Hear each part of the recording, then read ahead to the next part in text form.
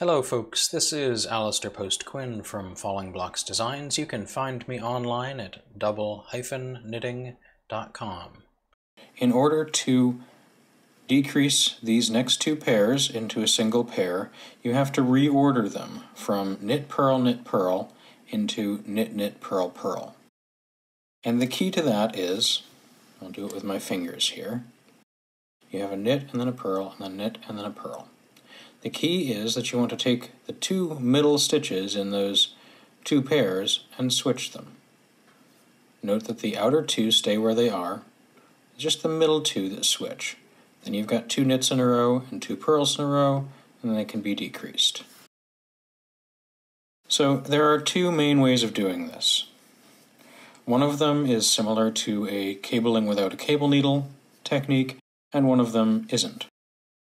The one that I typically use involves holding on to the two knit stitches. Note that I've skipped over that purl. I'm going to pull the needle out of, I'm going to pull the left-hand needle out of those three stitches. These two are held, this one is going to be released, and you're going to catch it on the back. Like that. Now if your yarn is very slippery, you can sort of pinch at the base and that will perhaps keep it from falling down, but you're not releasing it for very long. One way or the other, you have two knits in a row and two purls in a row. Now I'm going to put that back and I'm going to show you the other method. We are now back at two pairs, knit, purl, and now what I'm going to do is I'm going to slip one stitch, and then I'm going to slip these next two as if to knit two together. Note that they've now reordered themselves from knit, purl to knit, knit, purl, purl. However, these two stitches are now twisted. So as I slip them back, I have to untwist them. So at this point, we can do a decrease. Now, the direction of the decrease will depend on what you have in your chart. The first one that I'm going to demonstrate is a left slanting decrease, and that has a symbol that looks like this.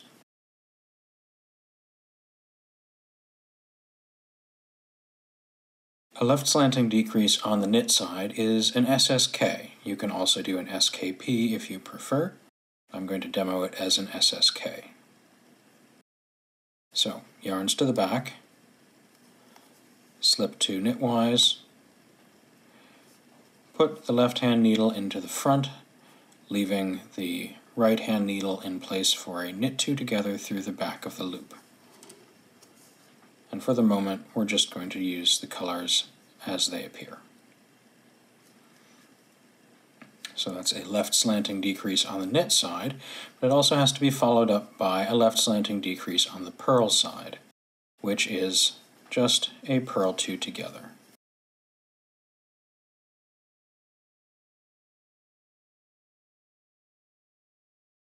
Now I'm just going to work a couple of pairs forward,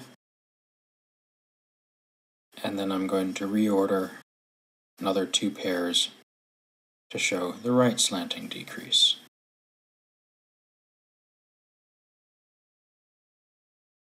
So these next two pairs, I'm going to reorder them in the same way that I reordered the last ones, to get two knits in a row and two purls in a row. And now I'm going to do a right slanting decrease. As you can imagine, the right slanting decreases symbol looks like this.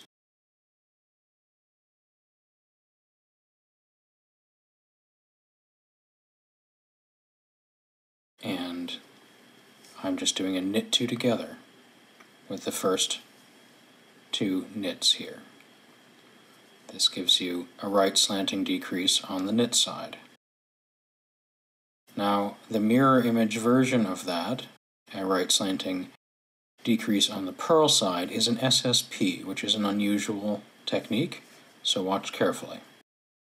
I'm going to start out by bringing both yarns to the front, then I'm going to slip both stitches individually knitwise. I realize they're purls. I'm going to slip them knitwise, and then I'm going to pass them back to the left-hand needle. Now I'm going to insert my needle through the back of the loop of both, so I'm purling two together through the back of the loop.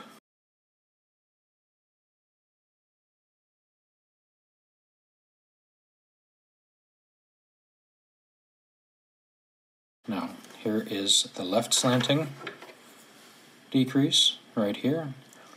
Now, as you can see, a left slanting decrease has the rightmost stitch of the two stitches that were decreased on top. The rightmost stitch is on top, therefore it slants to the left. There's a right slanting decrease. The leftmost stitch of the two stitches involved is on top, which means that it slants to the right. Now let me turn it over.